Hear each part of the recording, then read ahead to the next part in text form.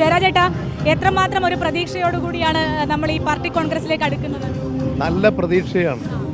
എൻ്റേത് മാത്രമല്ല, ഇന്ത്യൻ ജനങ്ങൾക്കാകെ പ്രതീക്ഷ നൽകുന്നതാണ് 24-ാം പാർട്ടി കോൺഗ്രസ്. രാജ്യം ഇന്ന് അഭിമുഖീകരിക്കുന്ന പ്രശ്നങ്ങൾക്ക് പരിഹാരം കാണാൻ ഇടതുപക്ഷ പ്രസ്ഥാനങ്ങൾ ശക്തിപ്പെടണം.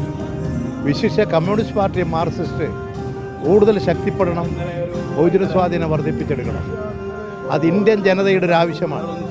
ആ ദൗത്യം ഫലപ്രദമായി നിർവഹിക്കാൻ ആവശ്യമായ ചർച്ചകളും തീരുമാനങ്ങളും ഈ പാർട്ടി കോൺഗ്രസിൽ ഉണ്ടാകും. ഇതിൻ്റെ ഒരു പ്രധാനപ്പെട്ട ഒരു തുരുത്താണ് കേരളം. അതുകൊണ്ട് തന്നെ കേരളത്തിന് ഈ കാലഘട്ടത്തിൽ പ്രത്യേക സവിശേഷതയുണ്ട്.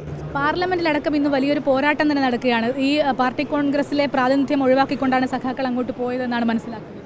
പാർലമെൻറ്റ് മെമ്പർമാരെന്നുള്ള നിലയിൽ അവർ നിർവഹിക്കേണ്ട പാർലമെൻ്ററി ദൗത്യം നിർവഹിക്കാൻ ഇത്തരമൊരു ബില്ല് വരുമ്പോൾ അവിടെ ഉണ്ടാകണം എന്ന് പാർട്ടി തന്നെ തീരുമാനിച്ചു. എല്ലാ എംപിമാരോടും അവരുടെ സഭയിൽ പങ്കാളിത്തം വഹിക്കാൻ വേണ്ടി പറഞ്ഞിരിക്കുകയാണ്. അതുകൊണ്ട് ഇവിടെ എംപിമാർ എല്ലാം ഡൽഹിയിലാണുള്ളത്. പുതിയ ജനറൽ സെക്രട്ടറി കേരളത്തിൽ നിന്നുണ്ടാവുമെന്നൊരു അഭ്യൂഹങ്ങൾ കേൾക്കുന്നുണ്ട്. എത്രമാത്രം? ഇന്ത്യയിൽ നിന്നുണ്ടാവും. ഇന്ത്യൻ കമ്മ്യൂണിസ്റ്റ് പാർട്ടിയുടെ പാർട്ടി കോൺഗ്രസ്സാണ്.